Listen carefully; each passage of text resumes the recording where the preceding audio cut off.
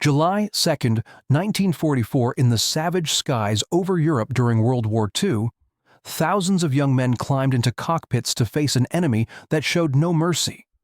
Among them was a fighter pilot who defied every convention, a man whose reckless brilliance would make him a legend and whose mysterious death would haunt historians for over half a century.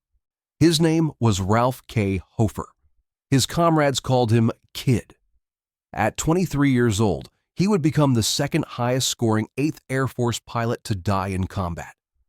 With 30.5 enemy aircraft destroyed, his story is one of incredible luck, breathtaking courage, and ultimately, a fate that would remain unknown for decades. This is the story of an unlikely hero, a farm boy from Missouri who stumbled into war by accident and who would write his name in blood across the European sky. To understand why Kid Hofer died alone over Yugoslavia, the story must follow his reckless climbs into enemy skies, his solitary chases across occupied Europe, and the chaotic combats that made him both a legend and a problem no commander could ignore. In the RCAF, the young American learned to fly with surprising ease. Aviation seemed to unlock something inside him: fearlessness, instinct, aggression, and a disregard for danger that many pilots could only envy. Posted to Britain in 1942, he grew impatient for action, and when the opportunity came to transfer to the U.S. Army Air Forces, he seized it immediately. The switch elevated him from sergeant pilot to flight officer and placed him into the legendary 4th Fighter Group, a unit famous for its individuality, aggression, and combat skill. Among these former Eagle Squadron volunteers, men who had crossed the ocean to fight before America entered the war, Hofer found a place where recklessness was not unusual. Yet even in that company, he stood out.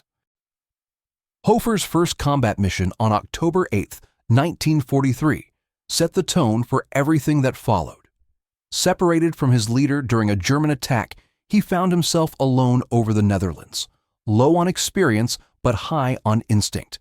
Below him, he spotted a German Messerschmitt pursuing an American Thunderbolt. What happened next became legend. Hofer chased the enemy fighter to point-blank distance and shot it down in a burst so close he nearly rammed his target. When he returned to base, his gun barrels told the story before he did. The veterans doubted him until the gun camera film proved every word. On his very first mission, the impulsive newcomer had scored a kill. From that moment forward, Hofer flew as though rules existed only for other pilots. Months passed before his next victory, but once 1944 began, his momentum became unstoppable. In February, he scored again, then launched into a dizzying series of lone wolf pursuits that made him both admired and feared within the group.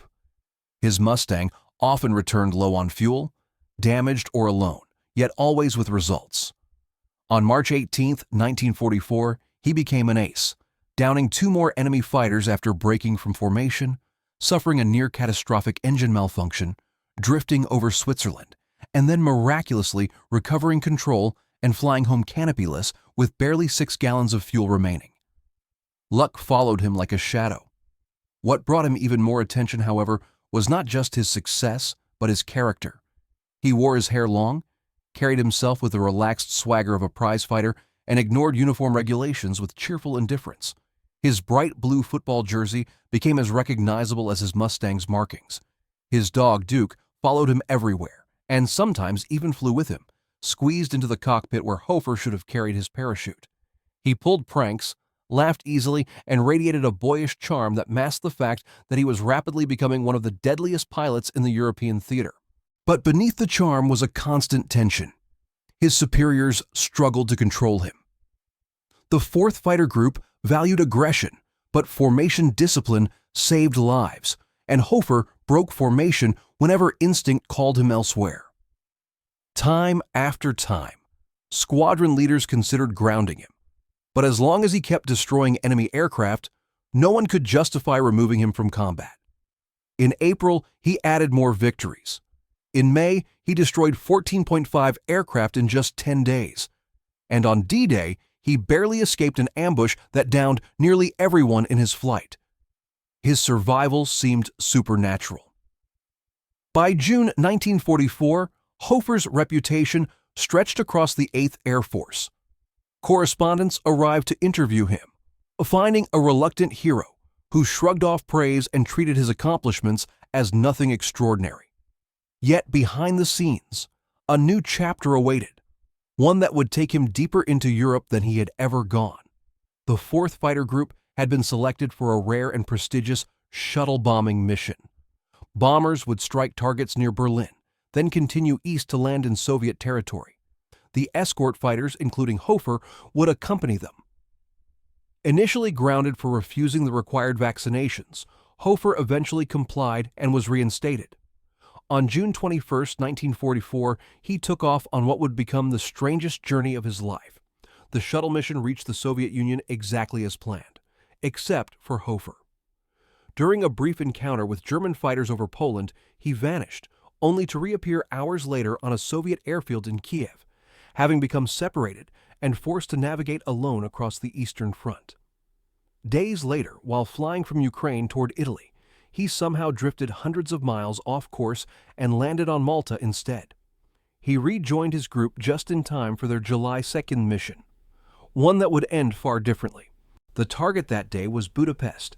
Heavy bomber formations moved across Hungary with the 4th Group sweeping above them. Over the countryside, large numbers of German fighters rose to meet the Americans. In the chaotic battle that followed, 6 Mustangs failed to return, including Hofer's. At first, no one worried. He had vanished before, only to turn up later with gun camera film and a story no one believed until they watched the footage. But this time, he did not reappear. For weeks, the only information came from scattered rumors. Then news arrived that his body had been found in Yugoslavia, far south of the battle area.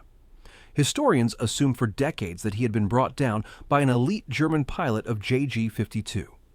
The mystery deepened when records showed that a Hungarian pilot had also claimed a Mustang that day. But none of those accounts explained how Hofer's wreckage ended up hundreds of miles away.